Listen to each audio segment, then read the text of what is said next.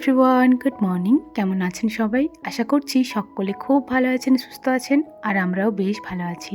আমার আজকের আরও একটি নতুন ভ্লগে আপনাদের সকলকেই স্বাগত জানাই। আজ সোমবার সকাল 7:30 মতো বাজে এখন, আর এখন থেকেই আজকের ভ্লগটি শুরু করছি। আশা করছি আমার আজকের ভ্লগটি আপনাদের ভালো লাগবে। ঘুম থেকে উঠেই মেঘলা ওয়েদারটা দেখে মনটা একটু খারাপ হয়ে গেল। তার উপর আজকে সকাল থেকে মায়ের শরীরটাও খুব একটা ভালো যাচ্ছে না, পেটের মধ্যে প্রচণ্ড ব্যথা করছে। তো সে কারণে আর কি অনেকক্ষণ আগেই উঠে গেছি, তবে কাজকর্ম সেরকমভাবে শুরু করিনি। ওই যে মায়ের কাছে বেশ কিছুক্ষণ বসেছিলাম, মাকে অল্প কিছু খাওয়ালাম, ওষুধ খাওয়ালাম, তারপর এই যে ঘরের কাজে হাত দিয়েছি। প্রথমেই সোনামণিদেরকে বের করে দিলাম।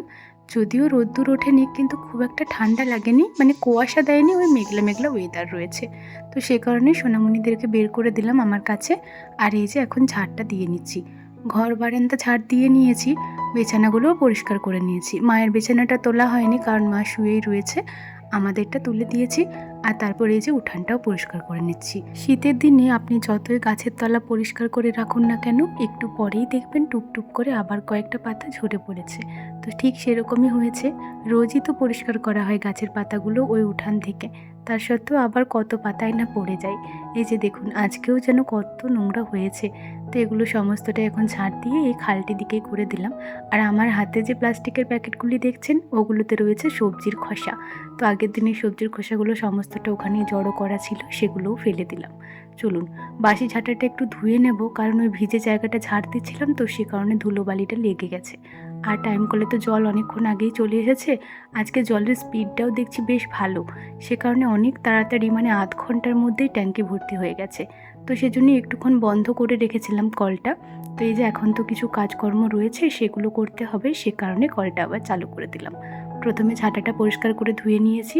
কতগুলো বোতল দেখুন ফাঁকা হয়েছে। এখন আর বড় জলের ব্যারেলটাতে জল খাওয়া হয় না। গরমের সময় তো একটু বেশি জল খাওয়া হতো, সে কারণে বোতল ভর্তি থাকলেও জলের ব্যারেলটাও ভর্তি করে রাখতে হতো। তবে এখন না, এই বোতলের জলগুলোই শেষ হয় না, মানে দু একটা বোতলে রয়েই যায়। তো সেই কারণে আর জলের ব্যারেলটাতে জল ভরা হয় না, একটু মতো রাখা হয়, কারণ কোনো দিন আবার জল না দিলে তখন একটু খাওয়ার অসুবিধা হয়ে যাবে। যাই হোক, এদিকে দেখুন সমস্ত বোতলগুলো ধুয়ে জল ভর্তি করে নিয়েছি। এরপর ওই যে জায়গাটি রয়েছে, মানে সিঁড়ির কাছের চাতালটিতে, ওখানে বোতলগুলো রাখবো। জানি না রোদ্দুর উঠবে কি না, তবে এখানেই রাখছি, যদি রোদ্দুর ওঠে তাহলে জলগুলো একটু গরম হবে। তো এই যে জায়গাটা একটু পরিষ্কার করে দিলাম ওই বোতলে জলটা দিয়েই, আর তারপরে এই যে বোতলগুলো এখন সুন্দর করে রেখে দেবো।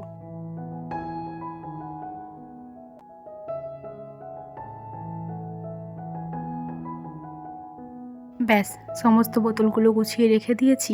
এখনও 2-4টে বোতল আছে যেগুলোতে জল রয়েছে, তো সেগুলো ঘরের মধ্যেই আছে। জলগুলো ভর্তি করার পর আগের দিন রাত্রের বেশ অনেকগুলোই বাসনপত্র ছিল, সেগুলো মেজে ধুয়ে নিয়েছি। এখনও পর্যন্ত দেখছি বেশ ভালোই জল দিচ্ছে টাইম কলে, সে কারণে ভাবলাম উঠানটা একটু ধুয়ে দিই। তো এই যে রান্নাঘরের সিঁড়িগুলো আর উঠানটা একটু সুন্দর করে ধুয়ে দেবো। এখনও ঘর মোছা বাকি রয়েছে, এগুলো একটু ধুয়ে দিচ্ছি, কারণ বাসনগুলো মাজলাম তো, ওগুলো এখন এখানেই একটু উপর দিয়ে রাখবো। একেবারে যদি ওই বাসন রাখা রেকটার মধ্যে রেখে দিই না, টোপ টোপ করে জল পড়ে, আর নিচেতে যে মশলা বাটির কৌটোগুলো আছে সেগুলো ভিজে যায়। আর সে কারণেই বাসনগুলো মাজা ধোয়া করার পর ডাইরেক্ট তুলে রাখি না, একটু জল ঝরিয়ে নিই, তারপরেই ওই বাসন রাখা রেকটার মধ্যে তুলে রাখি। তো এই যে দেখুন, অনেকগুলোই বাসনপত্র ছিল, মাজতে বেশ অনেকটাই সময় লাগলো। আমার শ্বশুরবাড়িতে তো রোজই এতগুলো করে বাসন হয়, মানে 3 বেলা এর থেকেও বেশি বেশি করে বাসন হয়। তো যতদিন আমি বাবার বাড়ি এসেছি বাসন তো একটাও ধুইনি। তো আজকে বেশ অনেক দিন পর এতগুলো বাসন ধোয়া মাজা করলাম। শ্বশুরবাড়ির কথা যখন উঠেই গেল, একটা কমেন্টের উত্তরও দিয়ে দিই। আমার ইউটিউবেরই একজন বন্ধুটির নাম হচ্ছে অনামিকা। উনি কমেন্ট করেছিল যে তুমি তোমার বাড়ি কখন যাবে, মানে শ্বশুর বাড়ি কখন যাবে। আপনারা সকলেই জানেন আমি বাবার বাড়ি এসেছিলাম মূলত আমার প্রেগনেন্সির কারণে। তবে দুর্ভাগ্যবশত আমার বেবিটা আর আমার কাছে নেই, আমার মিসক্যারেজ হয়ে গেছে। আর এই সময় ডাক্তার আমাকে বলেছেন যে একটু রেস্টে থাকতে আর কিছু ভালো মন্দ খাবার খেতে। আর আপনারা সকলেই জানেন যে আমার হাজবেন্ড বাড়িতে থাকে না, বাইরে কাজ করে। এখন তবুও মাসে একবার করে আসে, কিন্তু তার সত্ত্বেও শ্বশুরবাড়ি গিয়ে আমি জানি না কতটা রেস্টে থাকতে পারবো। হয়তো আমাকে রেস্ট করতে বললেও আমি পারবো না, কারণ আমার প্রচণ্ড পরিমাণে খারাপ লাগে বসে বসে খেতে। তো সে কারণে আমি কাজকর্ম করতে যাই। আর একটা বার তো আমি আমার জীবনের সব কিছু হারিয়ে ফেলেছি। আমার শরীরে প্রোটিনের কমতির জন্য এমনটা হয়েছিল, যেটা ডক্টর বলেছে। তো সেটা আমি চাই না যে আবার পরবর্তীতে এমনটা হোক। সে কারণে আমি কিছুদিন এখন রেস্টে থাকছি। আর ডক্টরে যা যা করতে বলেছে, যা যা খেতে বলেছে সেই সমস্ত কিছুই করছি, খাচ্ছি। আর সেজন্যই এখন আমি শ্বশুরবাড়ি যাচ্ছি না। মিনিমাম এখন শীতটা পার হোক, তারপরেই শ্বশুরবাড়ি যাব। আমি জানি আপনার কমেন্টটা অনেক ছোট্ট মতো ছিল, শুধু জিজ্ঞাসা করেছিলেন যে তুমি কখন শ্বশুরবাড়ি যাবে। তবে আমি এত কিছু ভেঙে এই কারণে বললাম যাতে এই নিয়ে আপনার বা আপনাদের আর কোনো রকম প্রশ্ন না থাকে। যাই হোক, এই ছোট্ট কমেন্টটার উত্তর দিতে দিতে বেশ অনেকটা সময় পার করে ফেলেছি, মানে অনেকগুলোই কাজকর্ম কমপ্লিট করে ফেলেছি। বাসনগুলো মাজা ধোয়া করে উবুর দেওয়ার পরে রান্নার কাজে যে ছোট ছোট কাপড়গুলো ব্যবহার করা হয়, ওই কাপড়গুলো একটু সার্ফ জলে ভালো করে ধুয়ে ওই যে মেলে রেখেছিলাম। তারপরে এক হাঁড়ি জল গরম করতে দিয়ে আমি গেছিলাম ঘর দোয়ার মুছতে। ঘর মোছা হওয়ার পরে জল গরমও ততক্ষণ টক বুগিয়ে ফুটে গেছিলো। তো তারপরে আমি মাথায় স্নান করলাম। সত্যি বলতে এত ঠান্ডাতে যদি ওই ট্যাঙ্কির বরফের জলে স্নান করতে হতো, আমার মনে হয় মাথা ব্যথা ধরে যেত। তবে গরম জলে স্নান করলাম তো এতটাও কষ্ট হলো না। স্নানের পরে মাথায় একটা গামছা পেঁচিয়ে নিয়েছি আর শাড়িটাও পরে নিয়েছি, যেহেতু আজকে ঠাকুরকে জলটাও আমিই দেব। ঠাকুর মন্দির ধোয়া মোছা, ঠাকুরের বাসন ধুতে যতটুকু জলের প্রয়োজন হয় ততটা জল তুলে রেখে তারপর ঠাকুর মন্দির ধোয়া মোছা করে এখন এই যে অল্প কটা ফুল তুলতে এসেছি। বাড়িতে না একটাও ফুল ফুটছে না এখন শীতের সময় তো এই গাঁদা ফুল আর এই বেশি ফোটে। তবে এই গাঁদা গাছগুলোতে আবার ফুলও বেশি ফুটছে না। সাদা ফুলের তো কোনো নামগন্ধ নেই। তো ওই বাইরে বাইরে গিয়ে কয়েকটা ফুল তুলে নিয়ে এলাম। স্কুলটাতে বেশ অনেকগুলোই ফুল ফুটেছিল, ওখান থেকে কয়েকটা মতো তুলে নিয়ে এলাম। আর পাশের বাড়ির কাকিমাদের বাড়ি থেকে কয়েকটা আকন্দ ফুল নিয়ে এলাম।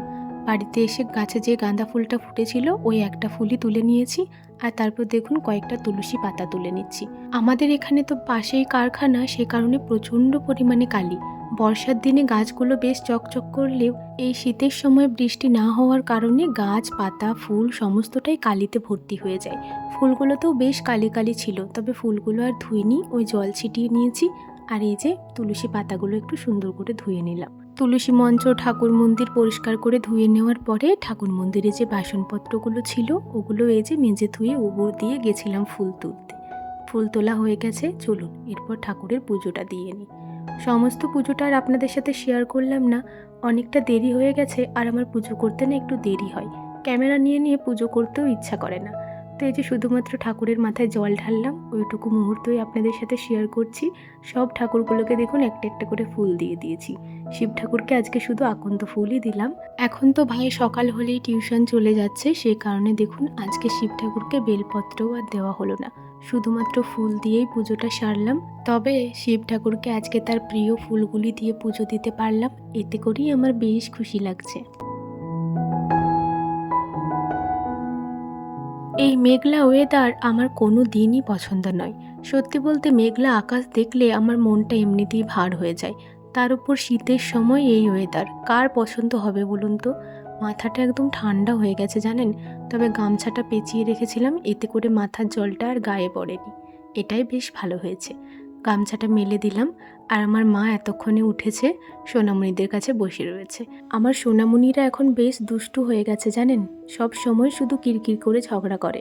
আচ্ছা, ওরা কি সত্যিই ঝগড়া করে নাকি ওইভাবেই ওরা একে অপরকে ভালোবাসে, কমেন্টে জানাবেন তো।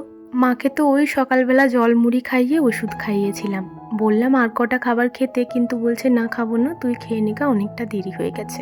এখন ওই 11টা মতো বাজে। তো এই যে দেখুন আগের দিনের খিচুড়িটা ছিল, ভীষণ সুন্দর খেতে হয়েছিল, সেটা তো আগের দিনই বললাম। তো সেই খিচুড়িটাই গরম করে নিয়েছি আর একটা মতো বেগুন ভেজেছি, আর একটা রুটিও ছিল। এই বেগুন ভাজা দিয়ে খিচুড়িটা খেতে অপূর্ব স্বাদের লাগছিল। বন্ধুরা, সকালের খাবার খেলাম আর তারপর থেকেই না বৃষ্টি আরম্ভ হয়ে গেছিল, টিপ টিপ করে পড়ছিল। তবে দেখুন উঠানটা একদম ভিজে গেছে, এই কিছুক্ষণ হলো একটু বন্ধ হয়েছে। আর এই যে উনানটা কিন্তু ঢাকা দেওয়া আছে, নিচেতে তো কোনো অসুবিধা নেই, ধামাটা রয়েছে, তো ওপরটা ঢাকা দিয়ে দিয়েছে। আর এমনিতেই তো আমার একটু বেশি ঠান্ডা লাগে, তার উপর আজকে বৃষ্টি পড়েছে, তো আমাকে কে আর রাখে। এই যে দেখুন চাদর মুড়ি দিয়ে রান্নাঘরেতে রয়েছি। মা বললো কিছু খাবে না, তবে অল্প তো ভাত খেতে হবে, আর ভাই আসবে, আমি রয়েছি, তো আমরা দুজনকেও খেতে হবে। তো সে কারণে ভাত বসিয়েছি, অল্প করেই বসিয়েছি। প্রথমে মা বললো বাবারে কেউ খাবে না, বাবা মামা কেউ খাবে না, কিন্তু তারপর আবার বলছে মামা খাবে। আমাদের জন্য অল্প একটু ভাত রান্না করে নিয়েছিলাম, কিন্তু মামা যখন খাবে বললো, তো এই যে মামার জন্য আবারও ভাত বসিয়ে দিয়েছি। আর হাঁড়িটা দেখে কেউ হাসবেন না, হ্যাঁ, আসলে একজনের রান্নার জন্য এই হাঁড়িটাই পারফেক্ট। এই যে সেদ্ধ প্রায় হয়েই গেছে, আর একটু মতো বাকি রয়েছে। আজকে রান্না সেরকম কিছু করিনি। এই যে ভাজাভুজি সমস্তটা করেছি, আলু সেদ্ধ মাখা করেছি, বেসনের বড়া পেঁয়াজ দিয়ে, আর করেছি বেগুন ভাজা। আর এই যে ডিম ভাজা করব, কিন্তু গরম গরম, এখন এটা করব না। ভাতটা নামিয়ে নিই, তারপর এই জিনিসগুলো ওই ঘরেতে পার করে দেব। যখন খাবো তখন ডিমটা ভাজবো। অনেক দিন পর, মানে প্রায় 1 থেকে 1.5 মাস পর আজকে বাড়ির সমস্ত কাজকর্ম একা হাতে করলাম।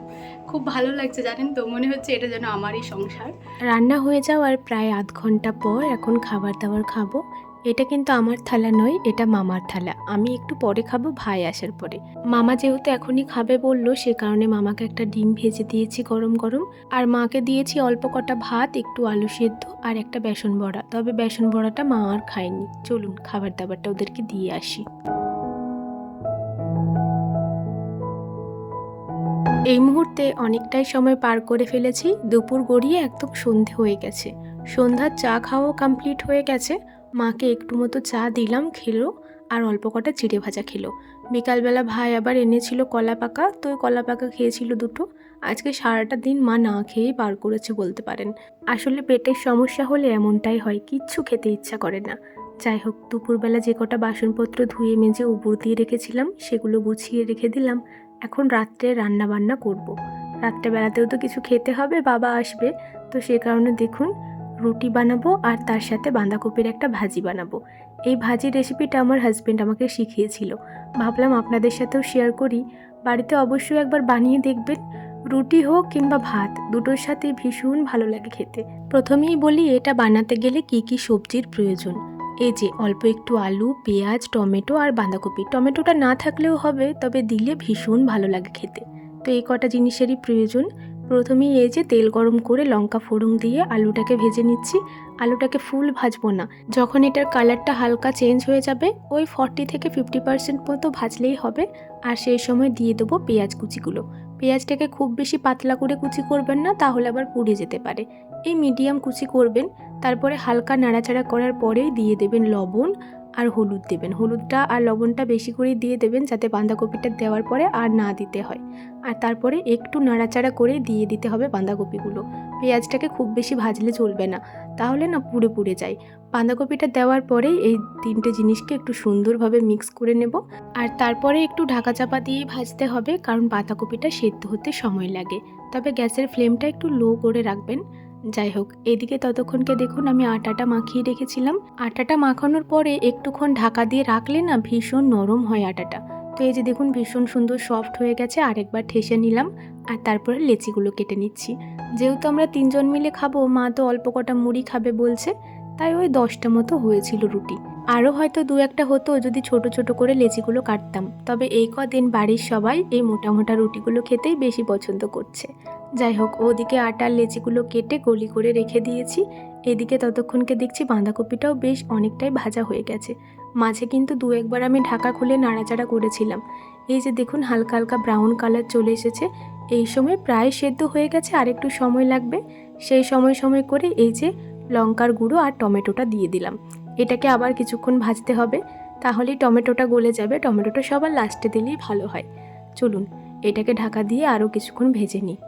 যখন দেখবেন ঠিক এইরকম কালারটা হয়ে গেছে, আর দেখেই হয়তো বুঝতে পারছেন যে এই জিনিসটা একদম রান্না হয়ে গেছে, কারণ বাঁধাকপিটা এইটুকু মতো হয়ে গেছে। কতটা ছিল বলুন তো।